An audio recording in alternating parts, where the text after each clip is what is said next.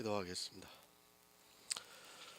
사랑과 은혜가 많으신 아버지 하나님, 주님의 은혜에 감사와 찬양을 드립니다. 아버지, 이 시간에도 우리와 함께하여 주시옵시고 우리가 진리를 나누는 데 있어 부족함이 없도록 도와주시옵소서. 정말 우리가 이 세상에서 고아와 같고 과부와 같고 나그네와 같은 삶을 살아갈지라도 주님께서 우리를 기뻐하시는 줄 믿사옵나이다. 늘 함께하여 주시옵시고 또 세상에 나가서 이 복음을 전할 수 있도록 역사하여 주시옵소서. 모든 말씀 예수 그리스도의 이름으로 기도했습니다. 아멘. 야고보서 2장 4절을 이제 계속해서 해가고 있습니다. 로마서 3장 22절을 보겠습니다. 신약 성경 243쪽입니다. 신약 성경 243쪽 로마서 3장 22절입니다. 제가 읽어드리겠습니다. 곧 예수 그리스도를 믿음으로 말미암아 모든 믿는 자에게 미치는 하나님의 의인이 차별이 없느니라. 아멘. 육체를 보면 차별이 있습니다. 돈을 많이 가진 자, 돈이 없는 자, 또 의롭게 사는 자, 죄인의 모습으로 살아가는 자, 이렇게 육체를 보면 분명히 차별이 있습니다. 그것은 사람이 가지고 있는 눈과 이성에 의해서 자연스럽게 판단이 됩니다. 누가 거기에서 자유로울 수 있겠습니까? 그러나 영을 생각하면 차별이 없습니다. 아니, 차별을 하고 싶어도 차별이 안 된다는 것을 알아야 합니다. 누가 죄인이고 누가 의인이고를 육체는 분명한 차별을 가지고 바라보지만 영은 보이는 것이 아니라 지혜로 아는 것이기 때문에 그 지혜가 차별을 안 하게 만들어주고 있습니다. 육체는 각각 개인이 한 것을 그대로 나타내기 때문에 차별이 있습니다. 하지만 영은 예수님께서 하신 것입니다. 예수님께서 십자가를 통해 이루신 것을 모든 사람이 믿음으로 동일하게 가져오고 있습니다. 이 사람도 믿음으로 예수님의 것을 가져오고 있고, 저 사람도 믿음으로 예수님의 것을 자기 것으로 가져오고, 이 세상 모든 사람이 예수님께서 완전하게 하신 율법의 의를 자기 것으로 가져올 수 있기 때문에 차별이 있을 수 없습니다. 이렇게 생각하면 됩니다. 거저주는 자판기가 있습니다. 그 자판기에서 나오는 것을 가져가는 사람은 누구나 동일한 것을 가져갑니다. 그가 죄인이 되었던 의인이 되었던 그 자판기에서 나오는 것은 모두가 차별이 없습니다. 만약 의인만 가져가려면 문제가 되겠지만 모든 사람이 다 가져갈 수 있다면 그 자판기에서 뽑아 가져가기만 하면 됩니다. 의인이면 좋은 것이 나옵니까? 죄인이라고 해서 그 자판기에서 나쁜 것을 줍니까? 아닙니다. 자판기는 누르기만 하면 모든 사람에게 차별이 없이 주고 있습니다. 바로 그와 같이 예수 그리스도 안에 있는 모든 성도는 차별이 없고, 또 예수 그리스도를 통해서 이 세상을 바라보고 있다면 차별을 할 수도 없습니다. 이것이 영의 비밀입니다. 하지만 이 영의 탄생에 대해서 사람들이 모르고 있습니다. 성경은 우리에게 차별을 없는 것을 주고 있는데 사람들은 자기 이성으로 구별을 하고 있습니다. 사실 예수 그리스도의 영이 내 안에 탄생이 되는 이 비밀은 하나님께서 주시지 않고는 어느 누구도 깨달을 수 없는 신비한 일입니다. 죄인이고 의인이고는 그 사람의 문제입니다. 그러나 자판기에서 나오는 것은 동일하게 같은 것이 나온다는 것을 분명히 알아야 합니다. 자판기가 알아서 너는 죄인이지 너는 의인이지 하고 판단을 하는 것이 아니라 그냥 누르기만 하면 차별이 없는 것을 받을 수 있습니다. 이와 같이 이 세상 모든 사람들은 예수 그리스도를 믿기만 하면 차별이 없는 예수 그리스도의 의를 얻을 수 있습니다. 그래서 그것을 거저주는 은혜라고 성경은 말씀을 하고 있습니다. 그것을 예표로 보여주셨습니다. 아담을 통해서 하와가 탄생이 되었습니다. 아담에게서는 반드시 하와가 나오게 되어 있습니다. 이것이 오실 자의 표상이라고 말씀을 하고 있습니다. 이와 같이 예수 그리스도에게서는 그리스도의 사람이 탄생을 합니다. 이 차별이 없는 것을 주시겠다는 것이 영의 비밀이며 하나님께서는 우리에게 주시는 놀라운 선물입니다. 왜 차별이 없는가를 아시겠습니까? 무엇을 가지고 판단을 하겠습니까? 똑같은 것을 받아가지고 있는데 무엇으로 판단을 할 수 있겠습니까? 판단을 하고 싶어도 하지 못하는 것이 바로 영의 것이라는 것을 알아야 합니다.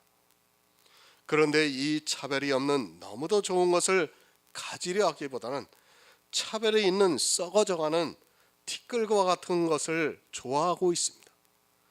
그리고 그 썩어져가는 것을 더 많이 가지고 싶어서 견디지를 못하고 있습니다. 영의 사람입니다. 내가 육의 사람인가 영의 사람인가를 이 말씀을 통해 쉽게 이해할 수 있습니다. 육의 사람은 율법의 행위를 따라 구별을 하고 또 그것을 보고 판단을 하고 있지만 영의 사람은 그것을 보는 것이 아니라 차별이 없이 주어지는 예수 그리스도의 은혜를 보기 때문에 서로 다른 눈을 가지고 있다고 보면 맞습니다. 그것은 지혜입니다. 육의 사람은 눈으로 보고 영의 사람은 지혜로 보고 있습니다. 눈으로 보는 그것은 사라지는 안개와 같습니다. 너희는 안개라고 말씀을 하고 있습니다. 그런데 그 안개를 보면서 구별을 하고 판단을 하고 있습니다. 잠시 후에는 사라지고 말 것을 가지고 어리석게도 이것이 좋다, 이것이 나쁘다 하면서 차별을 하고 있습니다. 지혜로 보시기 바랍니다. 차별이 없다는 것을 어떻게 이해할 수 있겠습니까? 내가 눈으로 보고 있고 또 이성적으로 판단을 하고 있는데 차별이 없다는 것을 도무지 이해할 수 없습니다. 그러나 지혜로 깨달은 사람은 하와가 아담으로 탄생이 된 것 같이 주님으로부터 그리스도의 사람이 탄생이 된다는 것을 믿음으로 받아들이면서 쉽게 이해를 하고 있습니다. 지혜로 본다는 말씀은 지혜를 통해서 알라는 뜻입니다. 눈으로 보고 아는 것과 지혜를 통해서 아는 것은 전혀 다른 일입니다. 하나는 육의 일이고 하나는 영의 일입니다. 지혜를 통해서 깨달으면 하나님의 의는 차별이 없다는 것이 믿어집니다. 그러나 눈을 통해서 보면 말로는 믿는다고 하면서도 도무지 믿어지지가 않는 것입니다. 육의 일과 영의 일을 분별을 못하고 있는 사람들이 교회 안에 너무도 많이 있습니다. 육체를 따라 판단을 하는 사람이 있고 지혜로 판단을 하는 사람이 있습니다. 이 세상을 바라보는 눈도 다르고 신앙생활을 하는 자체도 전혀 다르다는 것을 분명히 깨달아야 합니다. 지혜는 성령께서 감동을 주심으로 아는 것이고 육체를 따라 판단하는 것은 내 눈에 보이는 그대로를 보고 판단을 하는 것입니다. 육체를 따라 판단하는 것이 얼마나 어리석은가를 알아야 합니다.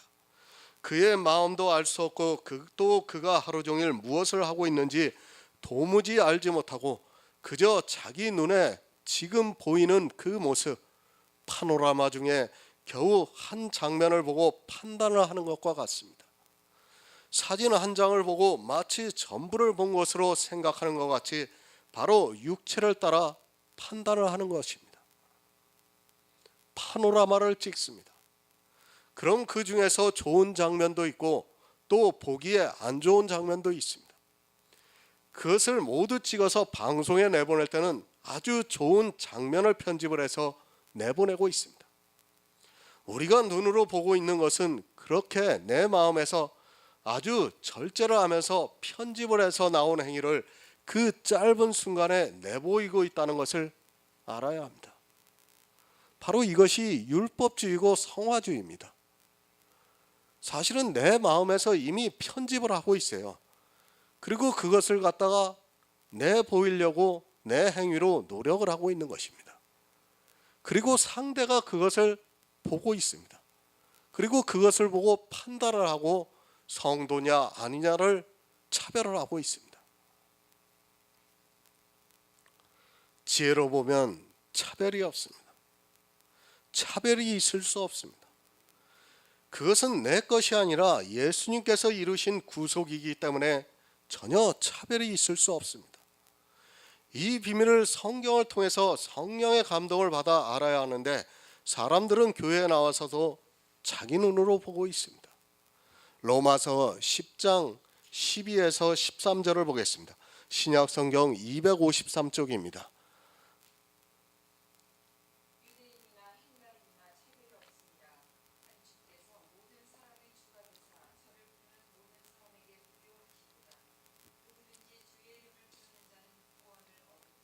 아멘. 유대인과 헬라인이 차별이 없습니다. 그들이 사는 모습 그리고 그들이 지키고 있는 율법의 의를 통해 분명히 차이가 있습니다. 유대인은 어려서부터 성경을 배웠고 또 그들은 철저하게 율법을 지키면서 살았습니다. 또 유대인은 어려서 할례를 받았고 그 할례를 통해 자기들이 아브라함의 자손이라는 표징으로 삼았습니다. 그러나 헬라인은 할례도 받지 않고 율법도 지키지 않았습니다. 하지만 사도 바울은 무엇이라 말씀합니까? 유대인이나 헬라인이나 차별이 없다고 말씀을 하고 있습니다. 아마 유대인들이 들으면 화를 낼 말씀입니다. 그들은 심지어 자기들과 혈통이 섞여 있는 사마리아 사람과도 동일시 취급하는 것을 아주 싫어했는데 어떻게 헬라인과 같은 취급을 받으려고 하겠습니까? 차별이 없습니다. 그것이 바로 예수 그리스도의 십자가이며 믿음의 비밀이라는 것을 알아야 합니다.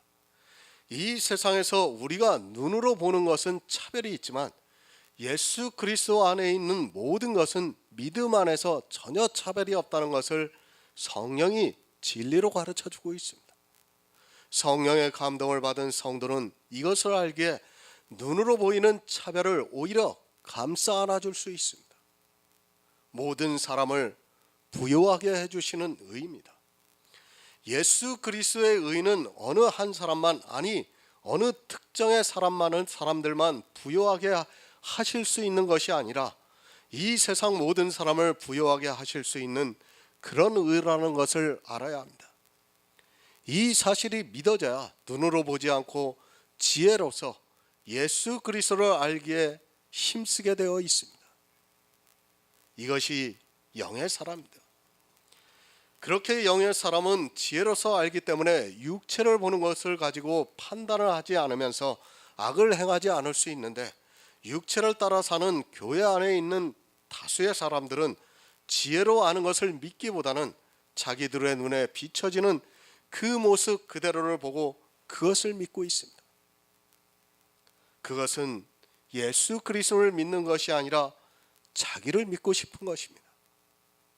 성령의 감동을 받으시기 바랍니다. 그것은 어떤 은사를 행하라고 하는 것이 아니라 모든 진리 가운데로 인도하심을 받으라는 말씀입니다. 진리 가운데로 인도하심을 받게 되면 내가 육체를 따라 판단하지 않을 수 있고 오직 성령께서 진리를 분별할 수 있게 감동을 해주시고 있다는 말씀입니다. 이렇게 성령의 감동을 받지 않고 육체를 따라 판단하는 모든 행위가 다 악한 일입니다. 모두가 믿음으로 부유해졌습니다. 그런데 아직도 누군가가 율법을 지키고 자기가 부유하게 만들려고 한다면 그는 예수 그리스도를 믿지 않는 사람입니다. 이미 천국에 들어갈 수 있는 모든 부유함을 믿음으로 얻었는데도 아직도 그것을 믿지 못하고 천국에 가려면 이렇게 해야 한다는 생각에 사로잡혀 있으면 그는 아직 믿음이 없는 사람입니다. 그리고 누구의 행위를 보면서 저렇게 하면 천국에 가지 못하지 하고 내 마음에서 생각을 하고 있다면 예수 그리스도를 통해 모든 사람을 부욕해 하시는 것을 믿지 않고 있는 사람입니다. 누구든지 주의 이름을 부르는 자는 부유해졌습니다. 그가 유대인이든지 아니면 헬라인이든지 그가 할례를 받았든지 할례를 받지 않았든지 모두가 주의 이름을 부르는 자는 부요해졌습니다. 그러나 이 사실을 믿지 못하기 때문에 교회 안에서 천국에 가기 위해서 이것도 해야 되고 저것도 해야 하고 아주 할 것이 너무도 많이 있습니다. 자기들은 구원을 받은 자로서 한다고 하지만 실제 그들의 마음에서는 그렇게 해서 구원을 받고자 하는 생각에 가득 차 있다는 것을 알아야 합니다. 또한 그것을 보면서 스스로 마음에서 부자가 되어가고 있습니다. 부자입니까? 또 누구는 가난합니까? 그것이 중요한 것이 아닙니다. 주님께서 주신 은사대로 우리는 이 세상에서 그렇게 부자의 모습으로 고운 배옷과 자색 옷을 입고 살 수도 있고, 또 누구는 거지 나사로와 같이 죄의 모습이 그대로 드러나면서 살아갈 수도 있습니다. 그럴지라도 예수 그리스도 안에서 모든 사람은 부유해진다는 것을 믿어야 합니다. 부자라고 자랑해서도 안 되고 가난하다고 스스로 정죄에 빠져서도 안 된다는 말씀입니다. 주님께서 주시는 부유함을 받으시기 바랍니다. 부자는 자기의 의를 버리고 가난한 자는 예수 그리스도의 의를 더욱 사모해야 합니다. 누가 더 쉽겠습니까? 사실 부자가 자기의 의를 버리는 것이 얼마나 힘이 든다는 것을 알아야 합니다. 그래서 예수님께서 부자가 천국에 들어가기가 낙타가 바늘귀로 들어가는 것보다 쉽다고 말씀을 하고 있습니다. 부자가 되려 하지 마시기 바랍니다. 물론 억지로 가난해질 필요는 없습니다. 하지만 부자는 가난한 자를 보면서 늘 마음에서 판단을 해왔고 자기가 어렵고 힘들게 해온 그것을 버리기가 쉽지가 않습니다.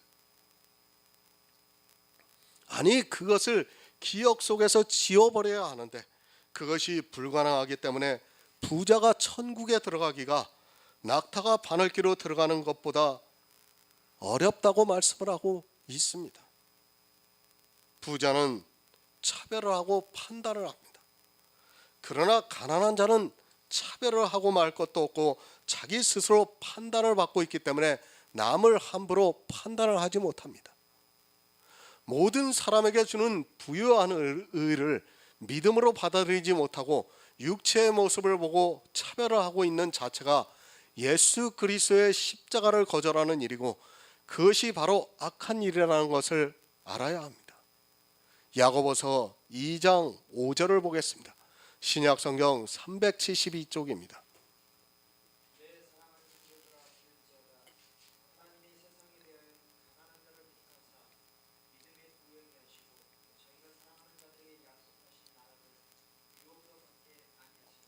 아멘.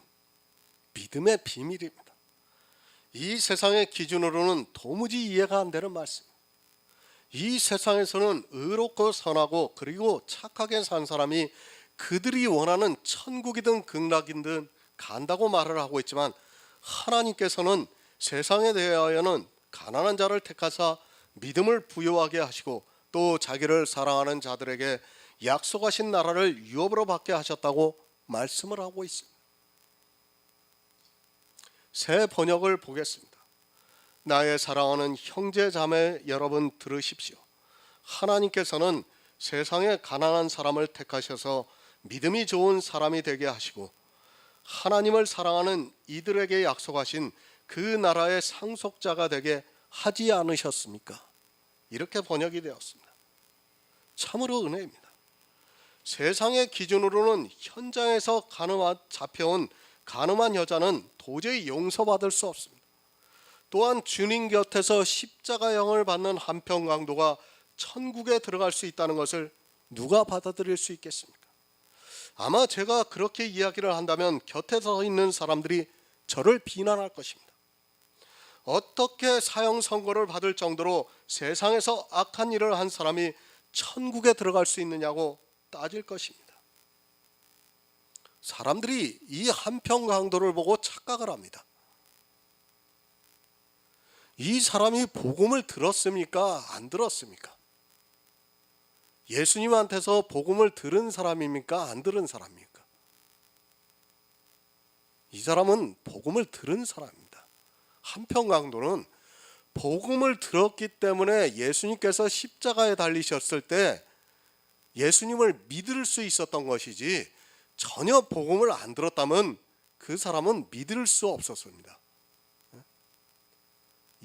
예수님께서 복음을 전하실 때 어느 틈에선가 껴서 복음을 들었던 사람이에요. 그렇기 때문에 주님께서 십자가에 달리실 때 이 사람이 믿을 수 있었던 것입니다.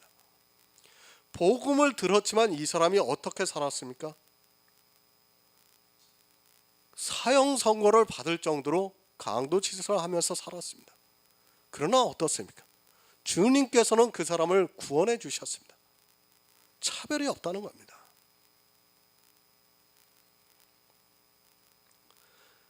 하지만 사람들은 아마 살인을 하고 강도짓을 한 사람이 교회 나와서 구원을 받겠다고 한다 그러면 아마 사람들이 비난을 할 것입니다. 모르겠습니다. 겉으로는 감싸 안아줄 수도 있을지 모릅니다. 그러나 속으로는 비난을 할 것이 분명합니다. 왜? 판단을 하고 차별을 하기 때문입니다. 그러나 하나님은 다릅니다. 이 세상에서는 버림받은 것 같아 도무지 이해할 수 없는 삶을 산 아주 가난한 자들을 택하시고 있습니다. 지금도 교회 안에서 볼 때 저 사람은 도저히 구원을 받지 못할 것 같아 하는 그 사람을 하나님께서 택하시고 있다는 말씀입니다. 제가 정직하고 의롭게 살아가고 있는 모든 사람이 버림을 받는다고 말씀을 드리는 것이 절대로 아닙니다. 그러나 분명합니다. 하나님께서는 이미 말씀을 드렸지만 고아의 아버지시고 또 과부의 재판장이시고 또 나그네에게 식물과 의복을 주고 계신다고 말씀을 하고 있습니다. 고아, 과부, 나그네, 이 세상에서 가장 가난한 사람들이기도 합니다. 실제 초대교회 대부분의 성도들이 그 당시 노예였던 것을 우리가 교회사를 통해서 알 수 있습니다. 가난한 자입니다. 율법에 대해서 가난한 자를 택하셔서 그들에게 믿음을 주시고 있습니다.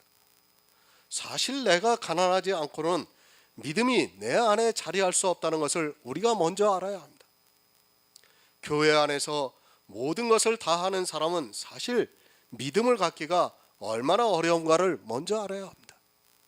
믿음을 갖고 싶어도 자기가 행하는 그 행위를 보면 도무지 그 믿음이라는 것을 이해하지를 못하게 됩니다. 세상에서 물질적으로 가난한 자가 아닙니다. 자기가 천국에 들어갈 수 없다는 것을 아는 그런 사람이 가난한 자입니다. 교회 안에는 천국에 들어갈 수도 없는 사람이 마음의 부자가 되어 율법의 의로 부자가 되어 마치 천국의 아들처럼 행세를 하고 있습니다.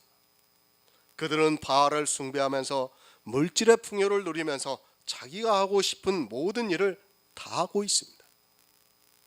내가 가난해야 합니다. 그래야 하나님의 택하심을 받을 수 있다는 말씀입니다.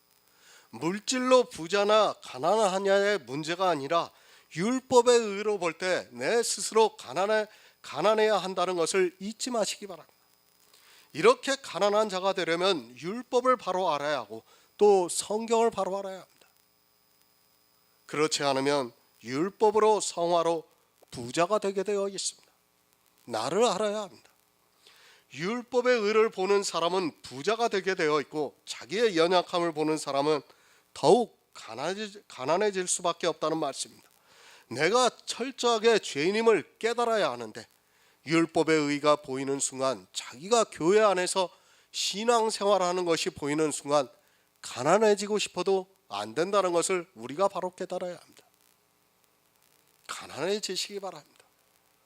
억지로 내가 가난하다고 해서 가난해지는 것이 아니라 내 존재에 대해서 정확히 인정을 하고 또 성경에서 나를 어떻게 정의하고 있는가에 대해서 바로 알면 가난해질 수가 있습니다. 그러나 율법에 빠지는 순간 절대로 가난해질 수 없다는 것을 또한 분명히 알아야 합니다. 왜 가난해질 수가 가난해질 수가 없는가 하면 내가 지키고 있는 율법을 안 지키고 있는 너무도 많은 사람을 보면 자연스럽게 나는 부자가 되어 있습니다. 율법을 바로 아시기 바랍니다. 왜 가난해지지 못하는가를 알아야 합니다. 율법을 보면 자기가 그 율법을 범한 죄인이라는 것을 알아야 하는데 오히려 율법을 지키면서 다른 사람과 비교를 하고 있습니다. 사실 율법을 바로 알고 그것을 내가 다 범한 자라는 것을 알면 가난해지지 말라고 해도 가난해질 수밖에 없습니다. 생각해 보시기 바랍니다. 내가 주의를 빠지지 않고 지키고 있습니다. 또한 교회 안에서 11조를 내고 있고 또 교회 안에서 행하는 모든 일을 하고 있습니다. 그런데 그렇게 하지 않는 사람들이 이 세상에 너무 많이 있습니다. 기독교인 인구가 약 15%도 채 안 됩니다. 아마 자기네들이 정통이라고 하고 이단이라고 치부를 하면 그 15%에서도 한 10% 정도밖에 안 될 거예요. 또 그 안에서 신앙생활을 바르게 하는 사람은 채 50%도 안 됩니다. 그러면 그 50%도 안 되는 집단에 들어가서 율법의 의를 드러내고 있다면 자기가 부자가 되기 싫어도 이미 마음에서 부자가 되어 있다는 것을 알아야 합니다. 그렇지 않습니까? 10명 중에서 지금 10명 중에서 1명이에요. 우리나라 사람들 볼 때. 그러면 10명 중에서 1명인 내가 잘하고 있으면 나머지 9명이 못하는 것을 당연히 보게 되어 있고 나는 그것을 행하는 그 자체로 이미 부자가 되는 겁니다. 내가 부자가 되고 싶어서 부자가 되는 것이 아니라 나는 정말 하나님 앞에 겸손하고 싶은데 율법을 지키는 순간 나도 모르게 부자가 된다는 말씀입니다.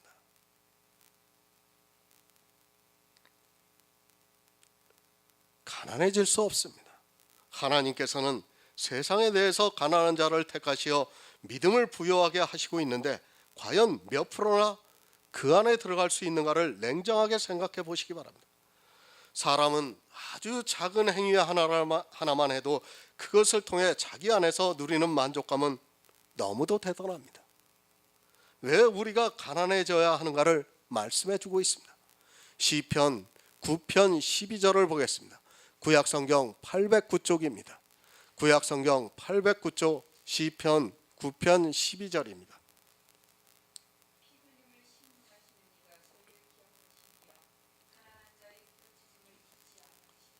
아멘.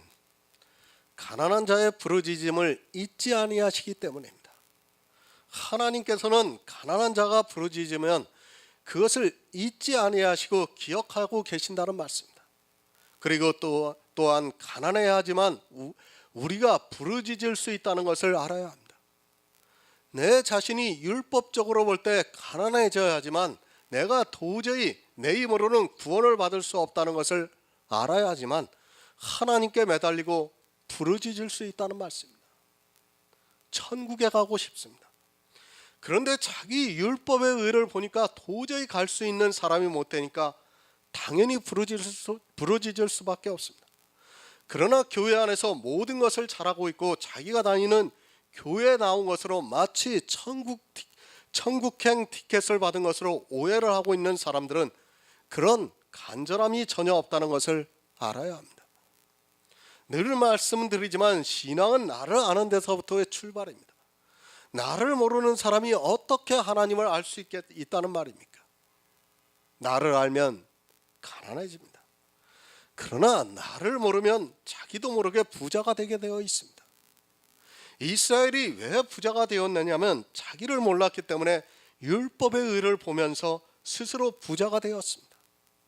지금 이 시대도 종교에 취해서 자기를 모르고 그 종교적 행위에 빠져 고운 배옷과 자색 옷을 입으면서 교회 안에서 성화가 되어가고 가는 자기 모습을 보면서 연락하는 사람들이 너무 많이 있습니다. 오해하지 마시기 바랍니다. 율법을 안 지키는 것과 선하고 의롭게 사는 것은 전혀 별개의 문제라는 것을 알아야 합니다. 율법을 안 지키고도 얼마든지 선하고 의롭게 이 세상을 살아갈 수 있다는 것을 알아야 하는데, 율법에 빠져 있는 사람들은 율법이 아니고는 그렇게 살 수 없는 것으로 알고 있습니다. 시편 14편 6절을 보겠습니다. 시편 14편 6절입니다.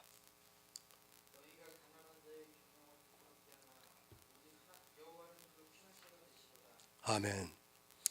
율법주의자가 볼 때 가난한 자는 얼마나 한심해 보이겠습니까?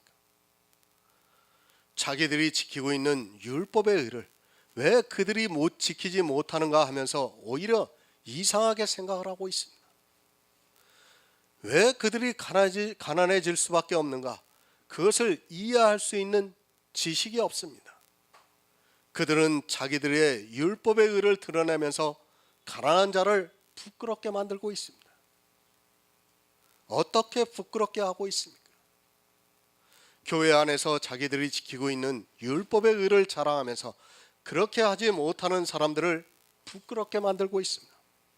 정말 먹고 살기 위해서 일요일 날 일을 해야 하는 사람들에게 믿음이 없어서 그렇다고 하면서 자기들은 믿음이 있어서 주일날 이렇게 예배를 드리고 있다고 자랑을 하고 있습니다.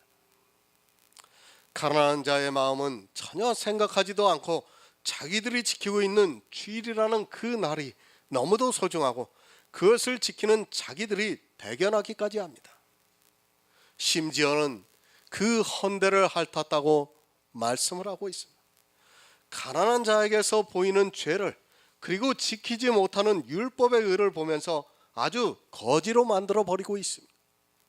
실제 기독교인들 가운데서 이런 사상에 젖어 있는 사람들이 많이 있습니다. 제가 아는 인척 가운데서도 그 형제 한 명이 먹고 사는 것에 지쳐 교회에 못 나오고 있는데 그에게 요구하는 것이 교회만 나오라는 것입니다. 그런데 그는 정말 먹고 사는 것이 전쟁입니다. 교회만 나오면 자기들이 마치 모든 것을 다 해줄 것 같이 이야기를 해주고 있지만 실제 그가 교회에 나와서 비교 대상이 되어야 한다는 것은 자존심의 문제이기도 합니다. 솔직히 자기들은 안 그렇다고 하지만 이미 율법 안에 있는 자체가 비교를 하게 되어 있습니다. 교회만 나온다고 되겠습니까? 그 다음에는 또 다른 것을 요구하고 또 다른 것을 요구하게 되면 그로서는 너무 버거운 짐이 되고 마는 것입니다. 그렇죠. 처음에는 다 교회만 나오면 다 된다고 얘기해요. 그런데 어떻습니까? 지나고 나면 어떻게 됩니까? 율법주의에 푹 빠져 있는 거예요. 안 봐도 뻔합니다. 곁에서 보는 제가 그렇게 느끼고 있다면 다 하고 있는 사람은 오직해나 하겠습니까? 그 사람이 자기도 하나님을 폼나게 믿고 싶지 않겠습니까? 형제들이 다 그렇게 살고 있는데 자기도 그 틈에 끼어서 거드름을 피우고 또 그들과 같이 경우에 바르게 살고 싶지 않겠습니까? 더구나 그 사람도 목사의 자녀입니다. 늘 마음에서는 그렇게 하고 싶지만 현실이 그렇지 못해 삶에 치여 살아가고 있습니다. 그런데 자기들이 다니는 교회에 못 나온다고 멀어지고 있습니다. 그 형제만 멀어지는 것이 아니라 그 자녀들까지 사촌들의 관계까지도 서로가 거의 남남처럼 살아가고 있는 것을 보게 됩니다. 저는 그런 상황을 보면서 늘 안타깝게 생각을 했습니다. 그리고 과연 저들이 형제를 사랑하고 있는가, 주님의 마음을 아는가 하는 생각을 해보았습니다. 피난처가 되시고 있습니다. 부자는 절대로 하나님께 피하려고 하지 않습니다. 지금 이 가난한 자는 세상적으로 가난한 자를 말씀하는 것으로 오해하지 마시기 바랍니다. 정말 하나님을 믿고 싶고 또 신앙생활을 잘하고 싶은데 그렇지 못하고 그들이 지키고 있는 율법의 행위를 지키지 못해서 스스로 포기를 하고 또 그들의 틈에 끼지 못하는 그런 가난한 사람입니다. 시편 82편 4절을 보겠습니다. 구약성경 853쪽입니다. 시편 82편 4절입니다.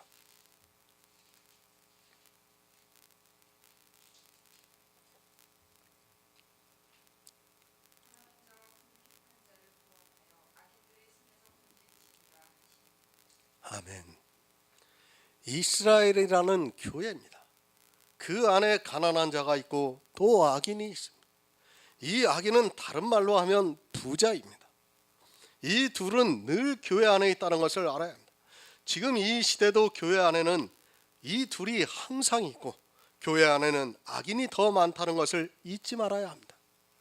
그러나 불행하게도 악인은 자기가 악인이라는 것을 전혀 깨닫지 못하고 있습니다. 교회 안에는 악인이 많이 있습니다. 그런 악인의 손에서, 그런 부자들의 손에서 주님께서는 가난한 자들을 건져내시고 있습니다. 내가 한 가지 율법을 행하는 그것으로 내가 악인이 될 수 있음을 기억해야 합니다. 이 율법의 문제에 대해서는 잠시 후에 말씀을 드리기 때문에 이 정도에서만 그치겠습니다. 정말 율법의 문제가 해결이 안 되면 여러분의 구원은 허상에 불과하다는 것을 명심해야 합니다. 누가 악인입니까? 주님께서는 교회 안에 나왔지만 생명을 얻지 못하는 사람들을 악한 자들이라고 말씀을 하고 있습니다. 자기 생명만 얻지 못하는 것이 아니라 자기가 생명이 없기 때문에 다른 사람이 생명을 얻는 것까지도 방해를 하고 있다는 것을 알아야 합니다. 자기도 모르게 그런 일을 하면서 아니 더욱 그 일에 감사하면서 행하고 있습니다. 세상 악인은 양심의 가책이라도 받고 살아가지만 교회 안에 있는 악인은 양심의 가책을 받기보다는 오히려 그것을 더 하고 싶어서 견디지를 못하고 있습니다. 마태복음 25장 26절을 보겠습니다. 신약성경 44쪽입니다. 마태복음 25장 26절입니다.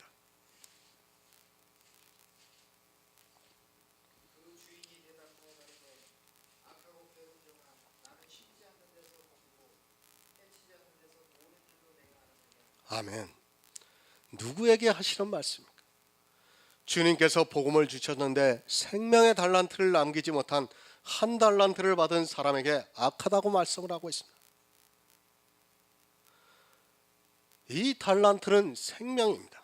주님이 주신 생명의 씨에 내 안에 생명을 탄생시키라는 말씀입니다. 그런데 교회 안에 이와 같이 한 달란트를 받은 자는 생명을 탄생시키지를 못하고 있습니다. 자기만 그런 것이 아닙니다. 자기가 생명이 없기 때문에 자기를 통해 배운 모든 사람들 역시 생명이 있을 수 없는 것입니다. 생명이라는 것은 내가 있어야 그 생명을 전달할 수 있는데 나도 없는 생명을 누구에게 줄 수 있겠습니까? 구원을 받지 못한다면 그가 이 세상 교회 안에서 교인으로서 어떠한 일을 했다 할지라도 그는 악한 자입니다. 나만 악한 것이 아닙니다. 내가 목사인데 내가 생명이 없다면 나를 통해 배우고 있는 모든 사람은 생명이 없다는 것을 알아야 합니다. 내가 생명이 있어도 사실은 생명을 받는 것이 쉽지가 않아요.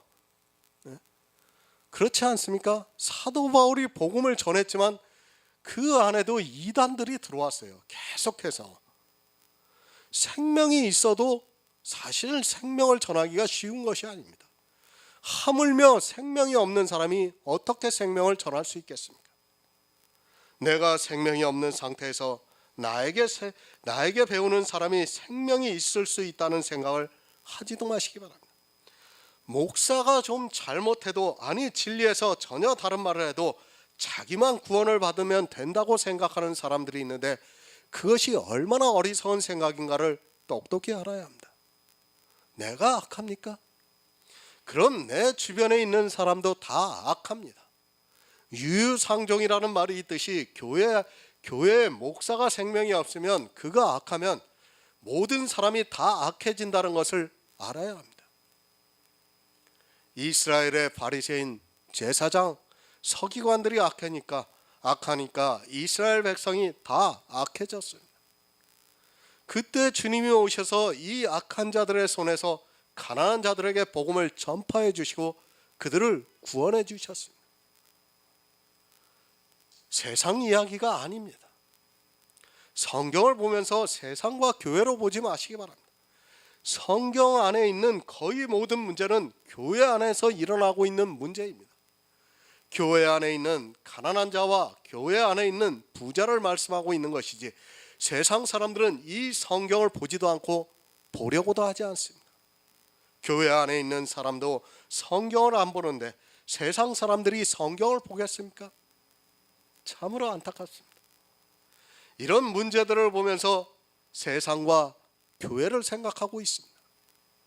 교회 안에 있는 부자와 교회 안에 있는 가난한 자를 말씀하고 있고, 그 교회 안에 있는 부자, 곧 악한 자들이 지금도 교회 안에서 가난한 자의 경영을 부끄럽게 하고 있고 그들을 율법주의에 빠지게 만들고 있습니다. 그 손에서 하나님께서 가난한 자들을 구원해 주시고 있다는 말씀입니다. 이것을 알아야 합니다. 얼마나 큰 은혜인가를 알아야 합니다. 저 역시도 율법적으로 가난한 사람입니다. 그래서 늘 교회 안에 들어가면 왠지 서먹하고 내가 주인이라는 생각을 하지 못했습니다. 그 이유는 내 인척들이 너무도 철저하게 신앙생활을 했고 그들과 비교할 때 저는 감히 따라갈 수 없는 존재였고 때로는 아주 숨이 막힐 정도였습니다. 물론 저도 한때는 아주 열심을 내서 신앙생활을 했던 때도 있었습니다. 그러나 제가 이렇게 돌이켜보면 제 인척들과 저를 비교하면 제가 숨이 막혀요. 숨이 막혀. 그럴 정도로 그 사람들은 아주 율법을 철저하게 지키면서 살아갔습니다. 아니, 교회 안에서 목사로, 그리고 집사로, 장로로 그렇게 살아갔습니다. 그런 사람들을 보면서 정말 내가 저 사람들을 어떻게 따라갈 수 있는가 늘 고민이 되었습니다. 물론 한때는 저도 아주 30대 중반에 장로를 받을 정도로 아주 열심히 하기도 했지만 대부분의 시간이 그랬던 것 같습니다. 그래도 주변에서 어려서부터 신학을 공부하라는 권유를 많이 받으면서 살았습니다. 그런데 내 자신이 너무 가난하다는 것을 알았기 때문에 나 같은 사람이 어떻게 목사가 되겠느냐고 신학을 공부하지 않았습니다. 부자들의 행위가 내게는 넘을 수 없는 산 같은 것으로 앞에 딱 버티고 있기 때문에 또 도저히 할 수 없었습니다. 그런 제가 복음을 알고 이제 목사로 살아가고 있습니다. 그 이유는 제가 부자가 되었다는 것이 아니라 역시 가난하지만 예수님이 주시는 부요함을 가지고 있기 때문입니다. 사실 그때나 지금이나 율법의 의로 볼 때는 별로 차이가 없어요. 제가 변한 것이 별로 없어요. 물론 복음을 제가 알다 보니까 좀 많이 유해졌습니다. 그거는 아무래도 제가 복음이 있어서라기보다는 이제 나이가 들어가니까 아마 유해지지 않나 그런 생각도 해보고 있습니다. 아마 여러 가지 복합적인 것이 있다고 생각을 하고 있습니다. 예전에 비해서는 그렇습니다. 가난해야 합니다. 일부러 그렇게 살라고 드리는 말씀이 절대로 아닙니다. 나를 알면 내가 누구인가, 내가 어떤 존재인가를 성경을 통해서 정확히 알면 가난해질 수밖에 없습니다. 자기를 모르기 때문에 신앙생활을 하면서 부자가 되고 있고 또 그 부자가 되어서 악한 자가 되는 것이지, 나를 알면 그렇게 하고 싶어도 안 되게 되어 있습니다. 생명에 대해서 가난해지라는 말씀입니다. 생명을 얻는 데 있어서 가난해지면 자연스럽게 하나님을 부르짖을 수 있고 그런 성도의 기도를 들어주시겠다는 말씀입니다. 그런 가난한 자를 하나님께서 택하셔서 그들에게 믿음을 주셔서 예수 그리스도를 믿음으로 말미암아 부요하게 해주시고 있다는 말씀입니다. 율법의 행위를 보면 부자가 되지만 예수 그리스도의 십자가를 보면 저절로 가난해지게 되어 있습니다. 시편 40편 17절을 보겠습니다. 구약성경 832쪽입니다. 구약성경 832쪽 시편 40편 17절입니다.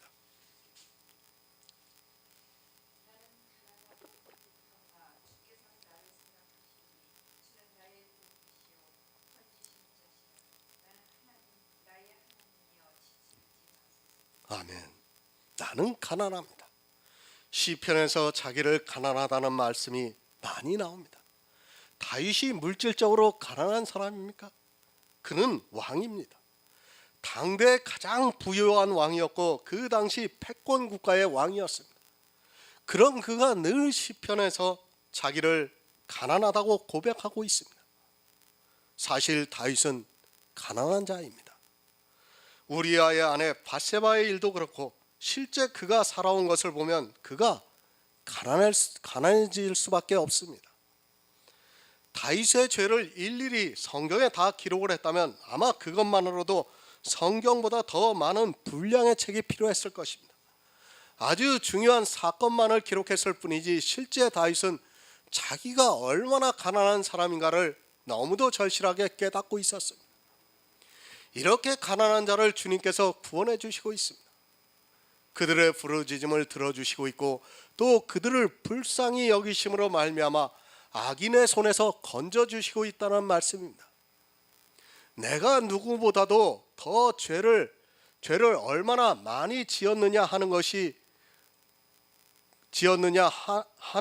아는 것이 중요한 것이 아니라 또 그렇게 산 것으로 가난해질 수 있는 것이 아니라 내 자신을 알면 그리고 율법을 알면 당연히 가난하다고 고백을 하게 되어 있습니다. 그런 자들을 택하셔 믿음을 부요하게 하시고 있다는 말씀, 얼마나 감사합니까? 하나님의 비밀은 정말 우리가 깨달을수록 놀랍기만 합니다. 내가 가난하다는 것을 이 세상 지혜로 어떻게 깨달을 수 있겠습니까?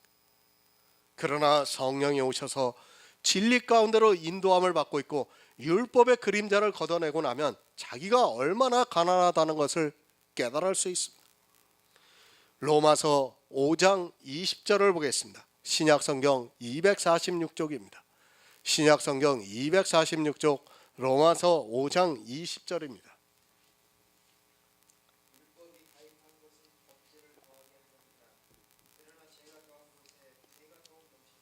아멘. 죄를 지라고 이 말씀을 하는 것이 절대 아닙니다. 자기가 죄인이라는 것을 아는 사람만이 은혜가 더욱 넘치게 된다는 말씀입니다. 이 세상 사람들은 모두가 죄인입니다. 그러나 그 죄에 대해서 깨닫는 사람이 있고 자기가 지키고 있는 율법의 행위를 보면서 죄를 깨닫지 못하고 사는 사람들이 있습니다. 율법이 가입한 것은 범죄를 더하게 하려 함이라 오해하고 있습니다. 율법을 알게 하신 것은 그 율법을 통해서 육신이 연약해서 율법을 못 지키는 것을 보고 범죄를 더하게 하는 것이라 생각을 하고 있습니다. 다 그렇게 생각하고 있죠. 지금 제가 말씀드린 대로요. 성경을 바로 알지 못하면 전혀 다르게 해석이 되고 있다는 것을 깨달아야 합니다.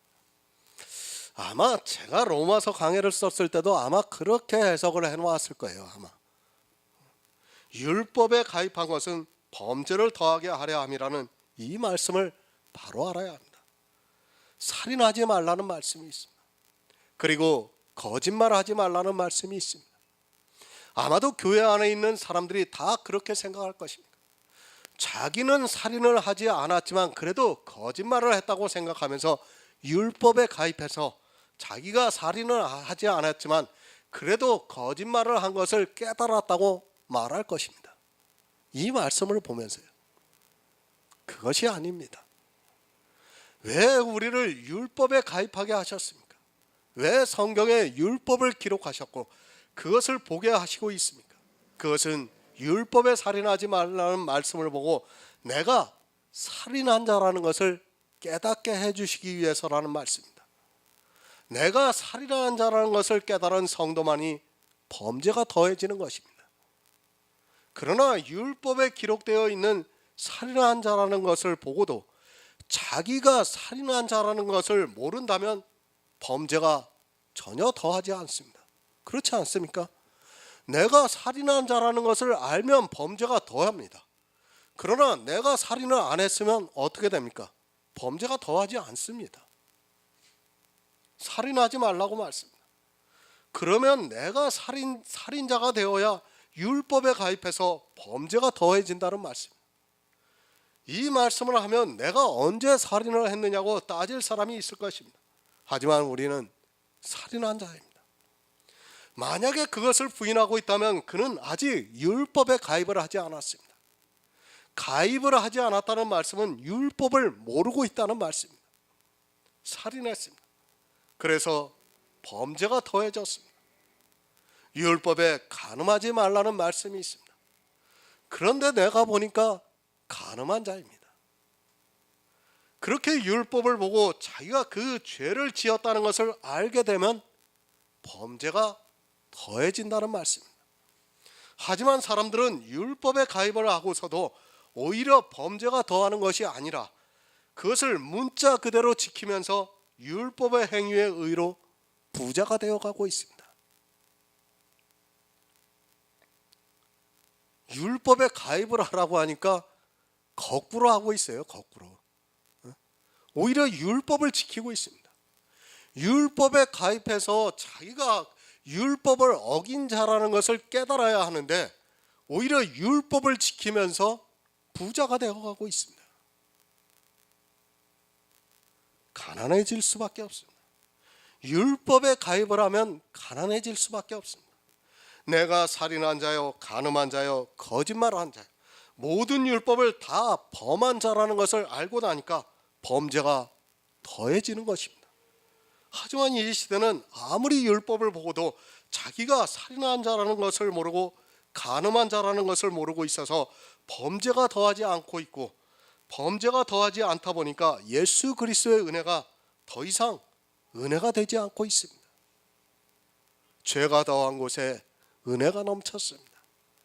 이 사람이 죄를 더 많이 지어서 죄가 넘쳤습니까? 그것이 아니라 율법을 알고 나니까 범죄가 넘치게 된 것입니다. 남들보다 더 많은 죄를 지어서가 아니라 죄는 거의 비슷하게 짓고 살았는데 한 사람은 율법을 가입해서 보니까 범죄가 더하고 다른 사람은 오히려 그것으로 부자가 되고 있습니다. 착각하지 마시기 바랍니다. 내가 볼 때 저 사람이 성령과 같이 보입니까? 정말 천국에 갈 성도와 같이 보입니까? 그리고 저 사람은 개차반입니까? 사실 이 두 사람의 죄는 거의 비슷합니다. 다만 사람의 눈에 그렇게 보이고 있을 뿐입니다.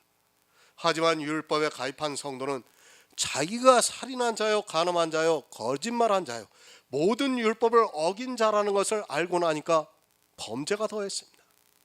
그러니까 은혜가 넘친다는 말씀입니다. 죄를 더 많이 지어서 은혜가 넘친다는 것이 아니라 율법에 가입해서 죄를 알고 나니까 범죄가 더해져서 그렇게 죄가 더한 사람에게는 은혜가 넘칠 수밖에 없다는 말씀입니다. 하지만 사람들이 율법에 가입을 해서 율법을 아무리 많이 알고 있어도 범죄가 더하지 않고 있습니다. 그러다 보니까 예수 그리스도의 은혜가 되지 않고 있습니다. 잘 이해하시기 바랍니다. 범죄가 더했다고 하니까 마치 죄를 더 많이 진 것으로 생각하지 마시기 바랍니다. 그것이 아니라 우리는 누구나 거의 비슷하게 죄를 지면서 살아가고 있습니다. 그래서 시편에서 저울에 달아보니까 입김보다 경하다고 말씀을 하고 있습니다. 입김보다 더 경한데 율법에 가입을 해서 율법을 알고 나니까 범죄가 더한 것입니다. 그것은 율법을 알고 모르고의 차이로 죄가 더한 것이지 실제 죄를 더 많이 지었다는 말씀이 아닙니다. 가난해졌습니다. 율법에 가입을 해서 범죄가 더해지다 보니까 가난해졌습니다. 그렇게 가난해진 성도를 택하사 하나님께서 믿음으로 부요하게 하시고 자기를 사랑하는 자들에게 약속하신 나라를 기업으로 주시겠다고 말씀을 하고 있습니다. 이것이 사람의 이성으로 깨달아지겠습니까? 지금 이 말씀이 사람의 이성으로 깨달아집니까? 성령이 오시지 않고는 율법에 가입해서 범죄가 더해질 수 없다는 것을 알아야 합니다. 이 말씀은 도저히 사람의 이성으로는 깨달아지지가 않는 말씀이에요. 성령이 오셔야지만 이 말씀을 받아들이고 우리가 깨달을 수 있는 것이지, 성령이 오시지 않고 어떻게 이 말씀이 깨달아집니까? 못 깨달아집니다. 율법에 부요해지면 망합니다. 율법에 가입을 해서 범죄가 더해서 가난해져야 합니다. 그것은 다시 말씀을 드리지만 죄를 더 지었다는 것이 절대로 아닙니다. 그렇게 범죄가 더한 성도는 은혜를 사모하게 되어 있고, 그런 성도는 반드시 믿음으로 말미암아 부요하게 하시고 있다는 말씀입니다. 요한계시록 3장 17절을 보겠습니다. 신약성경 402쪽입니다. 신약성경 402쪽 요한계시록 3장 17절입니다.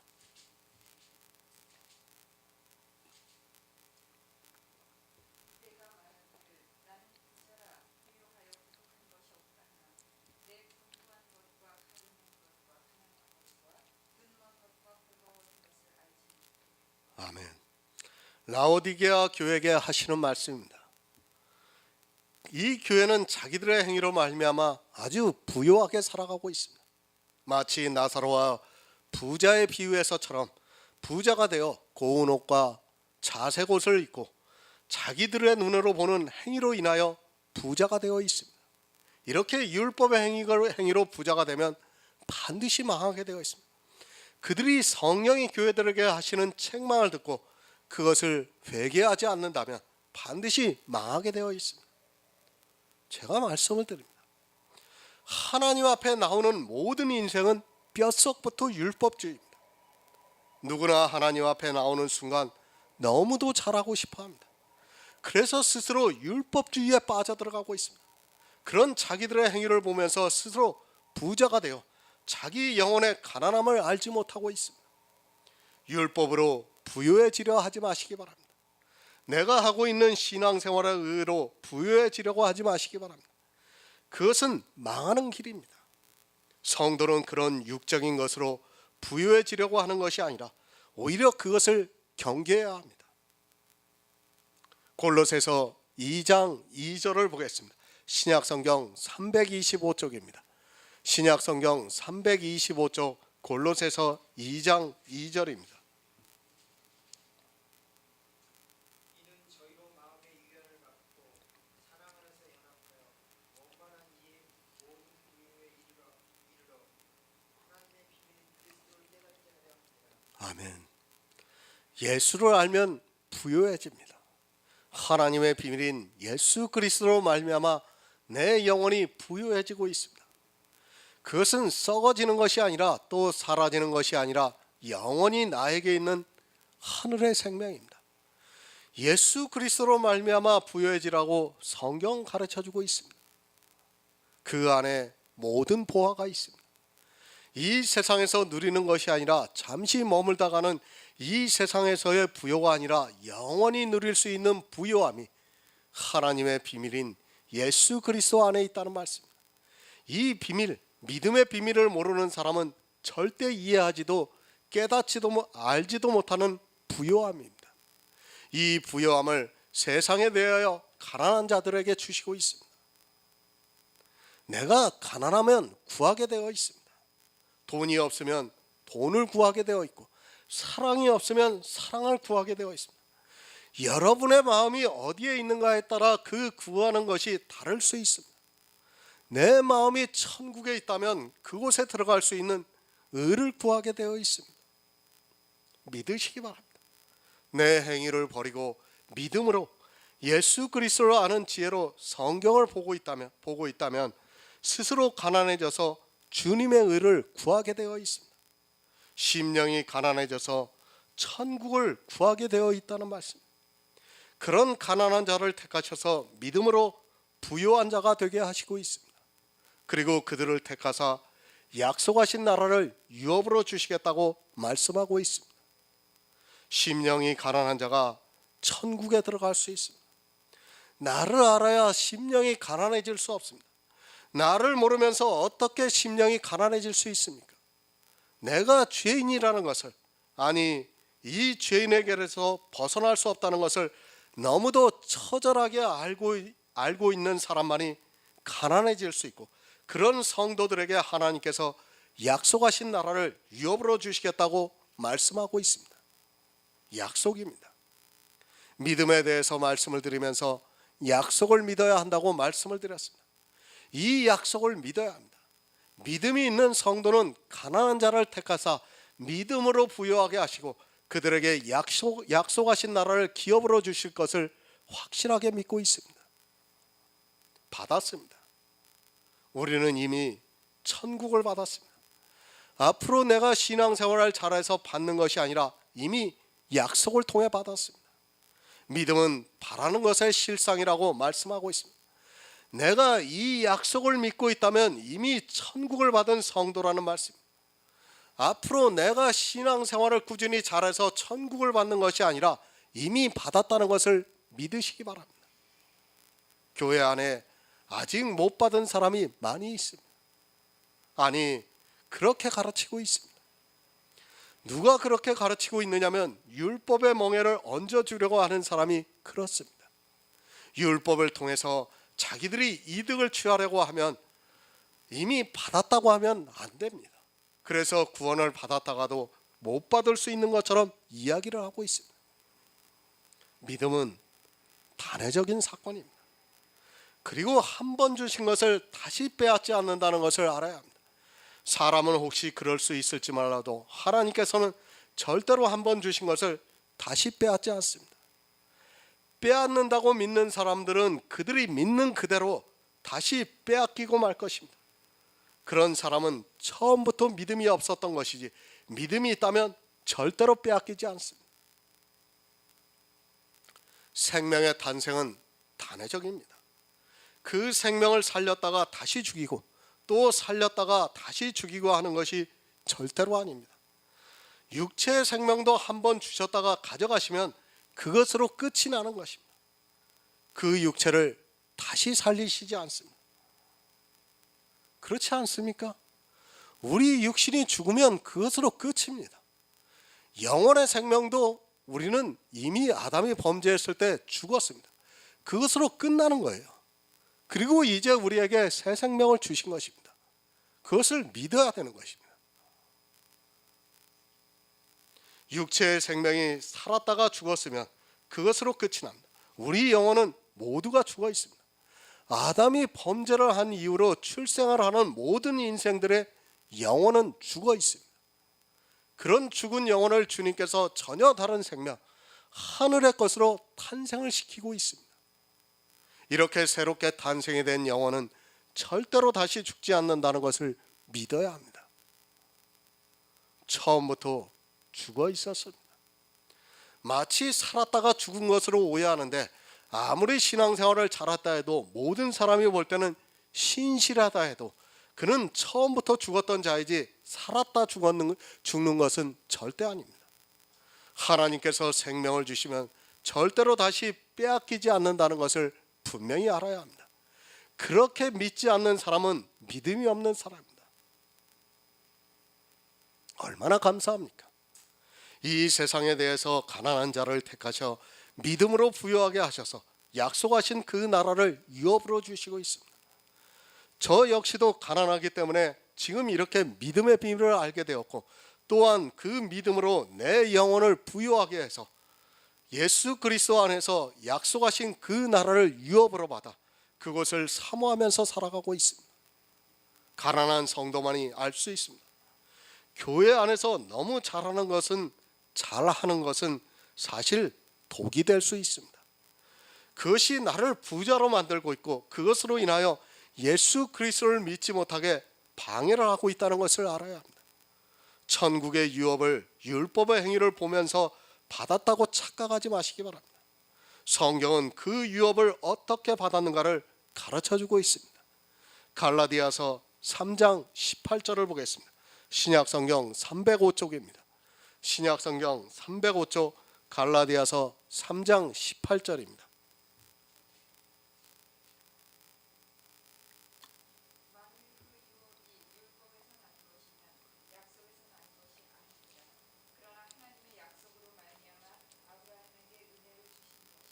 아멘. 천국 어떻게 받습니까? 그 유업은 율법에서 난 것이 아니라고 분명히 가르쳐주고 있습니다. 왜 율법에서 난 것이 아니라고 말씀하고 있습니까?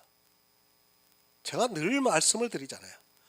율법과 예수 그리스도는 생명이에요. 생명. 두 가지는 다 생명이에요. 그런데 교회 안에 있는 사람들은 율법을 생명이라고 생각하지 않고 있어요. 지금 갈라디아서에서 그것을 말씀하고 있는 거예요. 율법에서 난 것이 아니라고 말씀하고 있습니다. 생명, 율법은 생명을 얻을 수 있는 것이 아니라는 말씀이에요. 지금 아브라함이 유업을 얻은 것은 율법에서 난 것이 아니라는 말씀이에요. 그런데 사람들은 율법을 이상하게 생각하고 있어요. 그냥 성도들이 성경에 있으니까 우리가 성도로서 당연히 지키면서 살아가야 하지, 이 정도로 생각을 하고 있습니다.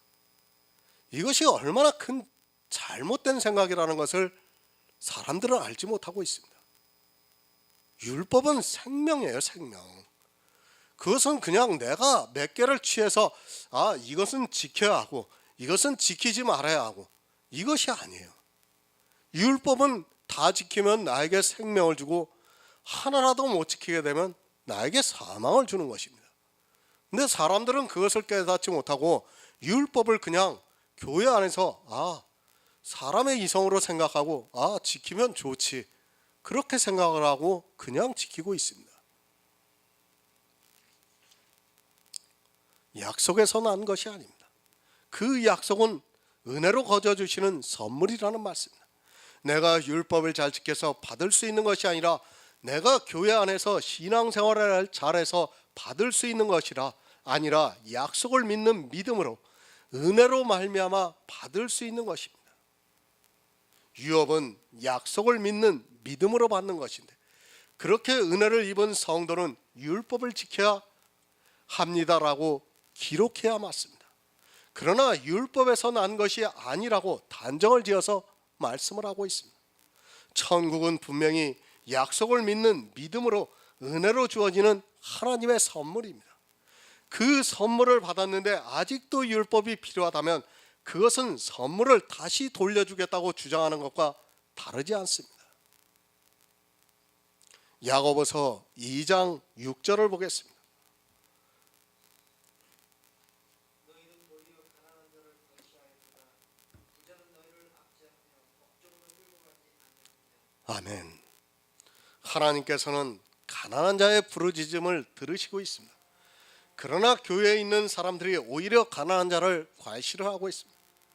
업신여겨 하찮게 대한다고 말씀을 하고 있습니다. 육체의 모양을 보니까 가난한 자를 업신여기게 되어 있습니다. 자기는 너무도 당연하게 하고 있는 신앙생활의 행위를 하지 못하고 있는 가난한 자를 아주 업신여기고 있습니다. 어느 시대를 막론하고 똑같습니다. 율법주의자들은 율법을 잘 지키지 못하는 사람들을 아주 업신여기고 하찮게 여기고 있습니다. 예수님께서 오셨을 때도 그 당시 바리새인들은 자기들과 같이 율법을 지키지 못하는 사람들을 아주 하찮게 되었습니다. 그래서 바리새인이 기도하지 않습니까? 나는 저 세리와 같지 않다고 기도를 하고 있습니다. 이 시대도 그렇습니다. 자기들은 못하는 것이 없습니다. 특히 교회를 짓고 아름다운 교회에서 예배를 드리는 사람들은 그렇게 하지 못하는 목회자들을 보면 도저히 이해를 하지 못하고 있습니다. 그리스도 편지에서 아무리 진리를 전하고 있어도 사람들은 역시 자기들의 눈으로 보이는 것을 따라가고 있습니다. 만약에 그리스도 편지 선교회가 그래도 근사한 건물을 가지고 있다면 지금보다는 더 많은 사람들이 강의를 듣고 있지 않을까 생각해 봅니다. 그렇지 않았겠습니까? 여기 왔던 사람들이 아마 그냥 간 사람 중에 그래도 그리스도 편지 선교회가 사무실이라도 근사하게 교회 모습을 갖춰 있고 어떤 건물을 가지고 있었다면 그 사람들 중에 상당수는 그래도 여기 남아 있었지 않을까, 그런 생각을 해봅니다. 제가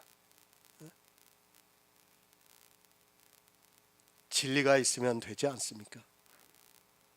그러나 그들은 진리보다는 그들의 눈에 보이는 모양과 행위를 더 중요하게 생각하고 그것을 믿음의 잣대로 보고 있습니다.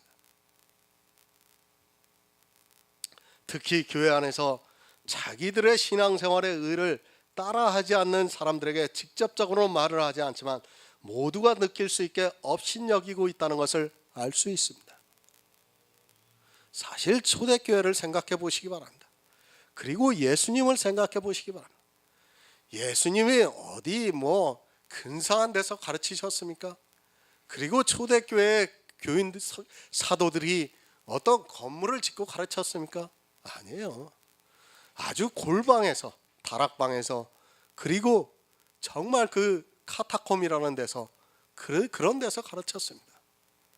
지금과는 비교할 수 없는 그런 환경에서 진리를 전했습니다. 하지만 지금은 이 겉으로 보이는 모습을 보고 사람들이 외면을 하고 있습니다. 아마 그리스도 편지 선교회가 조금 더 나은 모습을 가지고 있었다면 그래도 많은 사람들이 여기에 남아 있었지 않을까 다시 한번 생각해 봅니다. 가난한 자를 괄시하지 마시기 바랍니다. 내가 어떻게 구원을 받았는가를 알면 절대로 그런 일을 하지 않을 수 있습니다. 그러나 예수 그리스도의 은혜를 모르기 때문에 교회 안에서 가난한 자를 괄시하고 있습니다. 누가복음 16장 20에서 21절을 보겠습니다. 신약성경 123쪽입니다. 신약성경 123쪽 누가복음 16장 20에서 21절입니다.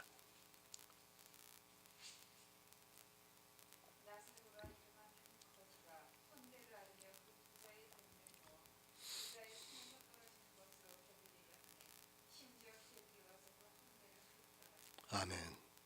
업신여기는 정도가 아닙니다. 개들이 와서 그 헌대를 핥더라고 말씀을 하고 있습니다. 그 헌대는 바로 상처를 말씀하고 있습니다. 보이는 죄의 모습입니다. 율법을 잘 지키지 못하는 나사로의 모습을 보고 개들이, 율법주의자들이 나사로를 업신여기고 그것도 모자라서 죄를 드러내고 있다는 말씀입니다. 거지를, 가난한 자를 괄시하고 있습니다. 이 시대도 교회 안에 있는 사람들 중에는 이렇게 개들이 되어서 가난한 사람들이 신앙생활을 잘하지 못하는 것을 보면서 비판을 하고 있습니다. 자기가 어떻게 해서 구원을 받았는가 하는 것을 모르기 때문에 거지 나사로의 헌대를 앓으면서 그를 업신여기고 있습니다. 사실 은혜를 가슴 깊이 알고 있는 성도는 절대로 신앙생활의 행위를 이야기하지 않습니다. 자기를 모릅니다. 역시 나사로와 다를 것이 없는 거지와도 같은 옷을 입고 있으면서도 자기 눈에 보이는 신앙생활의 행위를 보면서 착각에 빠져 있습니다.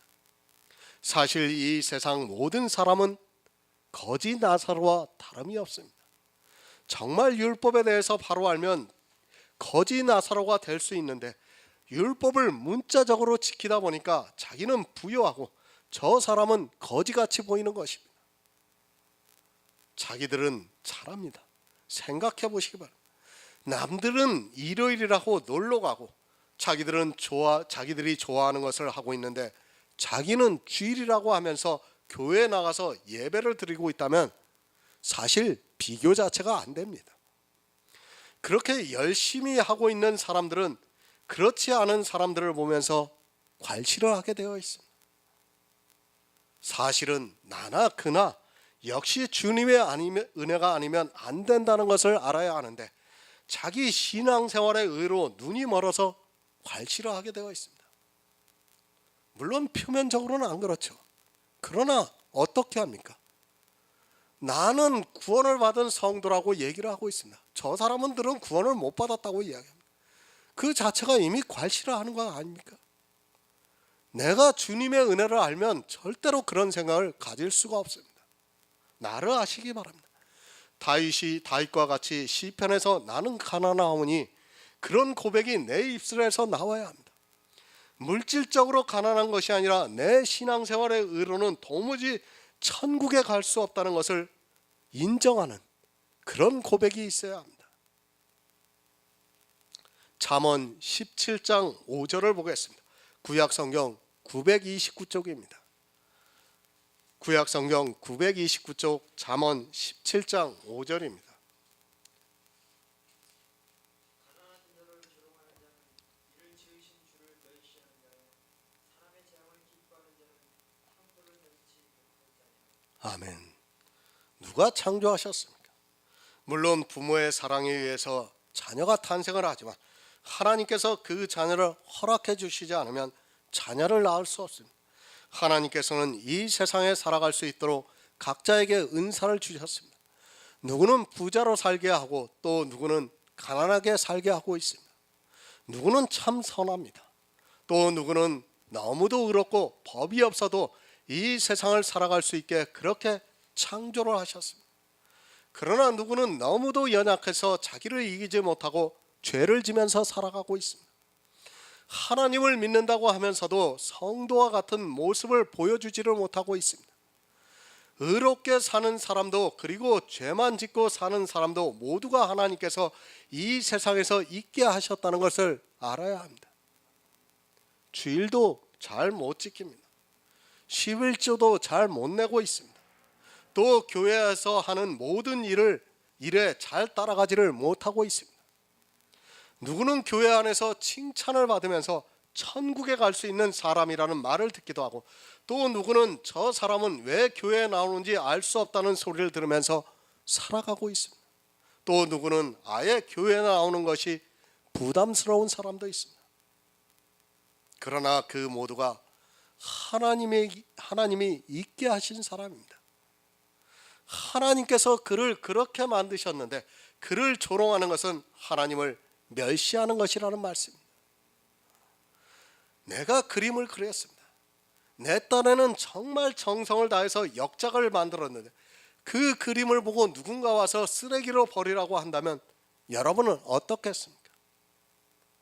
발명을 합니다. 평생을 한 가지만 가지고 노력을 했는데 다른 사람이 와서 그깟 것을 만들기 위해서 평생을 낭비했느냐고 하면서 자기 만든 물건을 아주 쓰레기 취급을 한다면 어떻겠습니까? 빵집에서 빵을 굽습니다. 그런데 그 빵을 먹어본 사람이 이 빵이 너무 맛이 없다고 버리라고 한다면 그 빵을 만든 장인은 자기가 모욕을 당하게 되는 것입니다. 마찬가지로 하나님께서 이 세상에 가난한 자도 만드시고 부자도 만드셨는데 부자가 가난한 자를 보고 조롱을 한다면 그것은 가난한 자를 만드신 하나님을 멸시하는 행위라는 것을 알아야 합니다. 누가 했는가를 생각해 보시기 바랍니다. 부자도 하나님께서 그리고 거지 나사로도 하나님께서 만드셨는데 부자는 연락을 하면서 살았고 나사로는 그 부자 밑에 있는 율법주의자들에 의해서 조롱을 당하고 있었습니다. 그렇게 조롱하는 자들은 나사로를 만드신 하나님을 멸시를 한다는 말씀입니다. 내가 잘났다고 정말 교회 안에서 자랑하지 마시기 바랍니다. 특히 특별한 은사를 가진 사람들은 정말 조심하고 또 조심을 해야 합니다. 아무도 괄시하지 마시기 바랍니다. 그 역시도 하나님께서 나게 하셨다고 생각을 하면 감히 그를 보면서 멸시하고 조롱을 하는 그런 행위를 하지 않을 수 있습니다. 아니 내 마음에서 그런 생각까지도 해서는 안 됩니다. 하나님에게 빵이 맛이 없다고 하는 것은 빵을 만드시는 하나님을 멸시하는 것과 마찬가지입니다. 그런 생각들을 교회 안에서 얼마나 많이 하고 있습니까? 인생은 다 같습니다. 누가 누구를 조롱할 처지가 못 됩니다. 모두가 죄인이고 또 선을 행하는 자가 하나도 없는데 누가 누구를 조롱할 수 있겠습니까? 혹시라도 내 마음에서라도 그런 생각을 갖지 마시기 바랍니다. 죄인이 죄인을 보고 조롱하는 것은 한마디로 자기 처지를 모르고 자기 안에 있는 들보를 모르고 상대를 조롱하는 것입니다. 인생은 똑같습니다. 사람의 이성으로는 다르게 보입니다. 그러나 성경은 의인은 없나니 하나도 없다고 정의를 내리고 있습니다. 그런 기초적인 말씀이 바로 서 있지 못하다 보니까 자기가 교회 안에서 조금 하고 있는 그 행위를 보고 그렇게 하지 못하는 사람들을 마음으로 조롱을 하고 있습니다. 누가 그렇게 하고 있는? 교회 안에 있는 사람들입니다.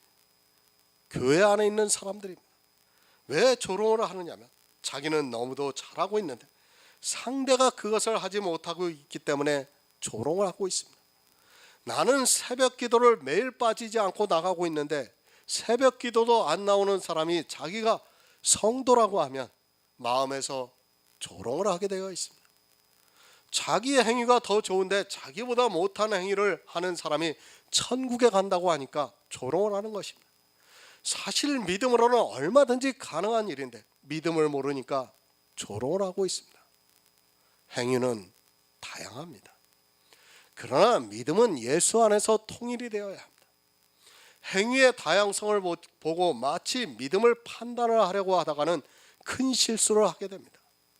거지도, 그리고 간음하다 현장에서 잡혀온 여자도, 강도짓을 하다가 사형을 받는 그 사람도 모두가 행위는 다를지라도 예수 안에서 믿는 믿음으로 통일이 되어서 다 구원을 받았습니다. 그런데 그 사람들이 구원을 받았다고 하면 아마 교회 안에 있는 사람들이 그 마음에서 조롱을 하고 있을 것입니다. 그렇지 않습니까? 요즘 구원파가 참 문제죠. 그죠? 근데 구원파는 어떻게 생각합니까? 자기들은 구원을 받은 날짜까지 알고 있다고 말하고 있어요. 그렇죠? 그러면서 일반 교회를 보고 조롱하고 있어요. 저 사람들은 구원을 받지 못해서 저렇게 살아가고 있다고 조롱합니다. 또 일반 교회는 구원파를 보고 뭐라고 합니까? 저들은 영지주의라고 하면서 조롱하고 있습니다. 저들은 성도로서 행위가 전혀 없다고 하면서 조롱하고 있어요. 근데 실제 구원파가 영지주의입니까? 아니에요. 율법주의예요. 율법주의. 그러나 어떻습니까? 다 자기들의 행위를 가지고 조롱하는 거예요. 상대를. 다 그렇게 하고 있습니다.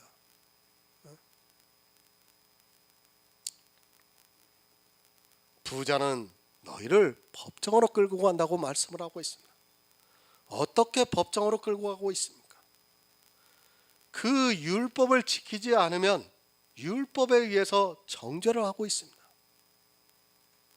법정이라고 하니까 꼭 세상 법정을 생각하고 있는데 그것이 아니라 율법에 따라 정죄를 하는 그것이 법정이 됩니다. 그 정죄하는 것이 정죄가 되기 때문에 법정이라는 말씀입니다. 요한복음 8장 10절을 보겠습니다. 신약성경 158쪽입니다.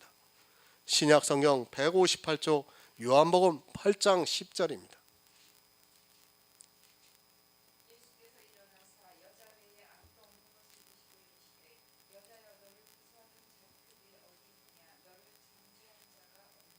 아멘. 법정으로 끌고 왔습니다. 예수님을 통해서 율법대로 판단을 하기 위해서 현장에서 간음하다 잡혀온 여자를 끌고 왔습니다. 이렇게 율법주의자들의 생각은 늘 율법의 법정에 서 있습니다.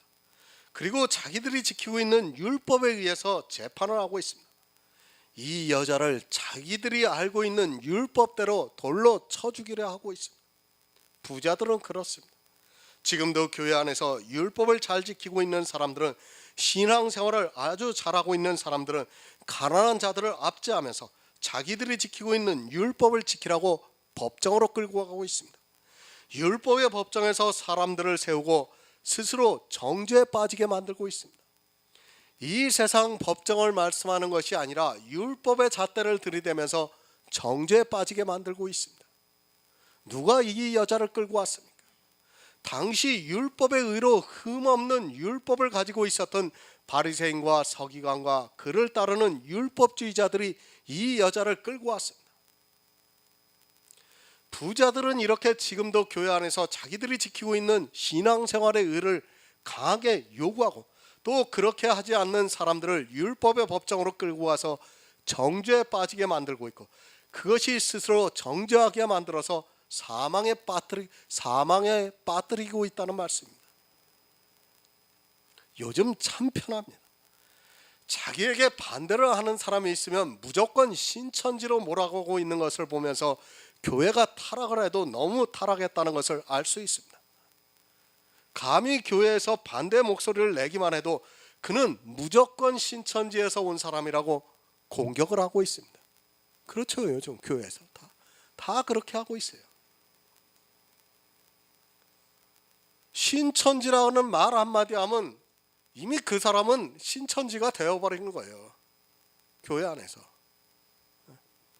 목사의 그 말 한마디에 그 사람은 신천지에서 온 사람이 되고 있어요. 그것이 지금 교회입니다. 압제하고 있습니다.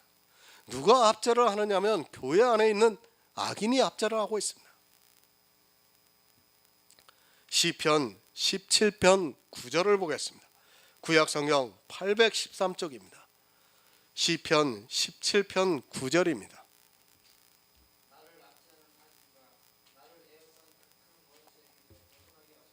아멘.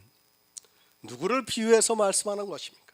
바로 예수 그리스도께서 이 세상에 오셨을 때 바리새인과 서기관과 그 당시 제사장들에 의해서 압제를 당할 것을 말씀하고 있습니다.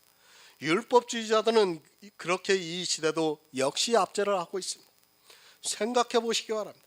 한 달에 100만 원 버는 사람이 있는데 1000만 원 버는 사람이 100만 원을 11조를 해서 복을 받았다고 하면, 또 그렇게 해야 한다고 한다면 100만 원을 버는 사람을 압제를 하면서 11조로 강요하고 있습니다. 100만 원에 10만 원은 너무 큽니다. 그렇지 않습니까? 아니, 생명과도 같은 돈입니다. 그런데 그 돈을 뜯어내기 위해서, 아니 그것을 자기들이 잘하는 일이라고 미혹이 되어서 바알 사상에 물들어서 물질의 축복을 받기 위해서 강하게 요구를 하는 것은 한마디로 강도짓을 하는 것과 다를 것이 없습니다. 사실 100만 원을 받아서 한 달을 살기도 너무 힘든 것이 요즘의 생활입니다. 그렇지 않습니까? 제가 이야기를 들었어요. 저 구로병원에서 청소하는 아줌마인데 한 달에 한 8, 90만 원을 벌어요.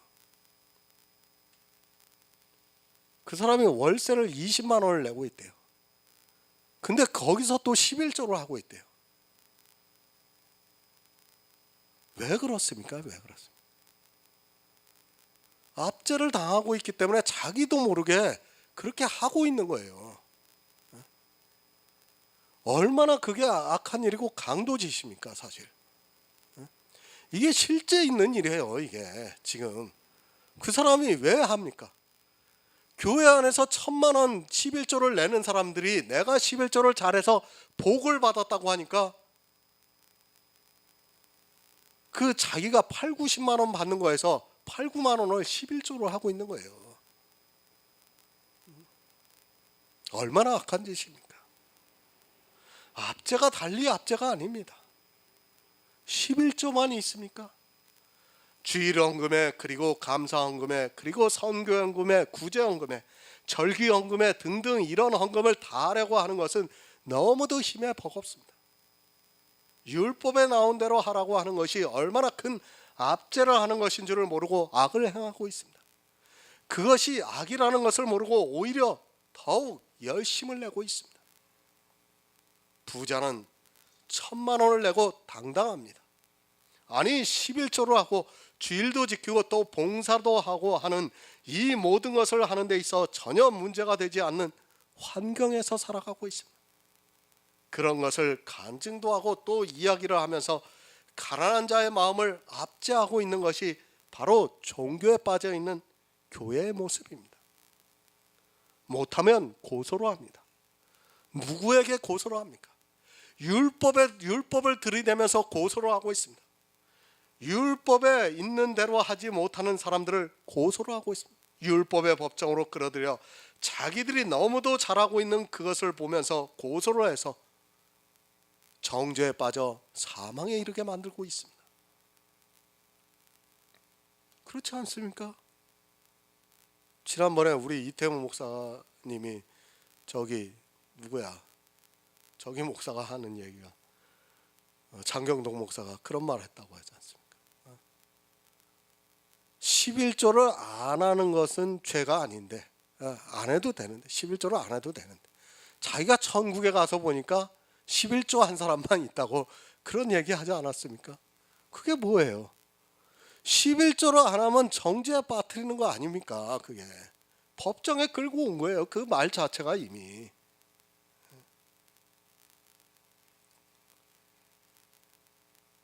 법정으로 끌고 가서 고소하는 사람들은 절대로 가난한 자를 하지 않습니다. 자기도 가난한데 누구를 법정으로 끌고 가겠습니까? 그렇지 않습니까? 부자가 그렇게 하는 것입니다.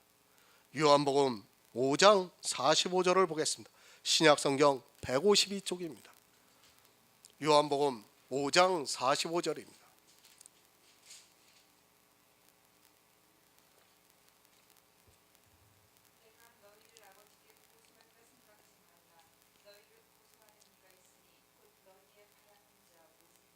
아멘. 누가 고소합니까? 이스라엘이 그렇게 바라던 자 모세가 법정으로 끌어가서 그들을 고소한다고 말씀을 하고 있습니다. 지금도 교회 안에서 율법의 행위를 하고 있는 사람들은 그렇게 사람들을 율법의 법정에 세우고 있습니다. 자기들이 지키고 있는 율법의 의를 지키지 못하고 있는 사람들을 율법의 법정에 세우고 있습니다. 고소하지 마시기 바랍니다. 율법을 지키고 있는 자체가 이미 고소를 하고 있는 것입니다. 하지만 사람들은 그것을 믿음이라고 착각을 하고 있습니다. 사람은 내가 이것을 하면 저 사람도 같이 하기를 바라고 있습니다. 그것이 바로 율법주의고 이 세상 모든 사람의 생각입니다. 그래서 사람들은 무엇을 만들면 법부터 만들고 있습니다. 그죠? 무슨 회를 하나 만들어도 법부터 만드는 게 사람들입니다. 마찬가지예요. 교회를 만들면 교회 법부터 만들고 있어요. 사람들이. 그것이 사람입니다. 뭐가 그렇게 하라는 것이 많습니까? 내가 너희를 편히 쉬게 하리라는 예수님의 말씀이 무색해져서 오히려 율법에 의해서 압제를 받고 있고 부자들에 의해서 법정에 끌려가고 있으면서도 자기가 무엇을 하고 있는지조차 모르고 있습니다. 율법에 의해서 압제를 받고 있으면서도 아주 교묘하게 천국을 선물로 받은 성도가 당연히 지켜야 한다고 주장을 하고 있습니다. 율법을 지키는 순간 법정으로 끌려갑니다. 율법을 못 지키면 율법을 못 지키면 반드시 그 율법에 의해서 처벌을 받아야 합니다. 처벌은 그냥 육적으로 받는 것이 아니라 영적으로 받는 거예요. 그러나 율법이 없으면 어떻게 됩니까? 처벌을 받을 것도 없고 법정으로 끌고 갈 것도 없습니다. 법이 왜 있습니까? 그 법을 지키지 않는 사람이 있으면 고소를 하기 위해서 있는 것입니다.